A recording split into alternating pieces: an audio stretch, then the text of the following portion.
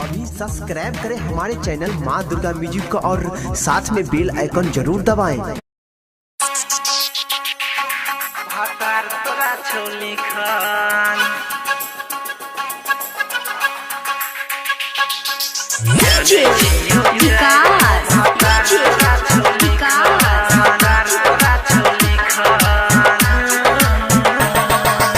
एगो के छोड़ला दूगो के छोड़ला कोई नहीं तोरा लटिकल जाने छियो जाए वो भातार तोरा छोली खान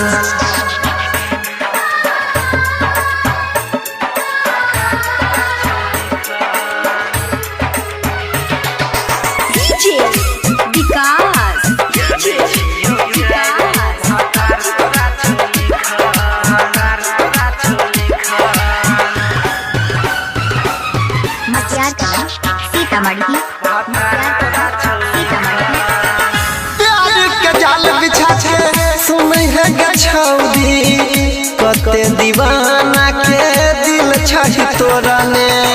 सबके पता छै छबे वफा गे प्यार के कते के छै तू छोड़ने तर पाबे गे तर सहबे गे तर पाबे गे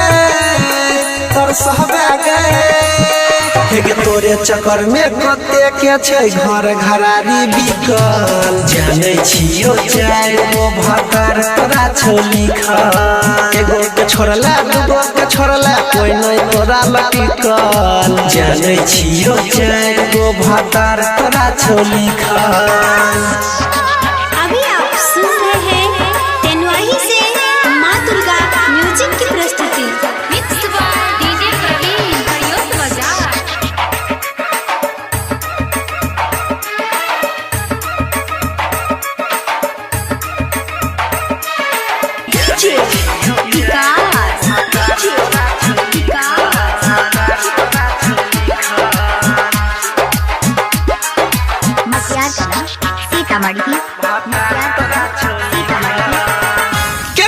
सके करो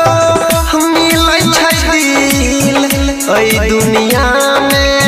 बड़ी मुश्किल सा जी नहीं पैबे लोड बहैबे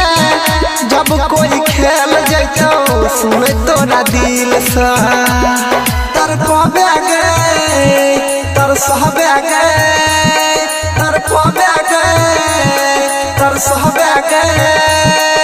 परवीन सोनी सागर अनिल यादव पछै दुख बितल जाने छियो जाए वो भातार तोरा छोली खान जाने छियो जाए वो भातार तोरा छोली खान एगो के छोड़ला दूगो के छोड़ला कोई नहीं तोरा लटिकल जाने छियो जाए वो भातार तोरा छोली खान।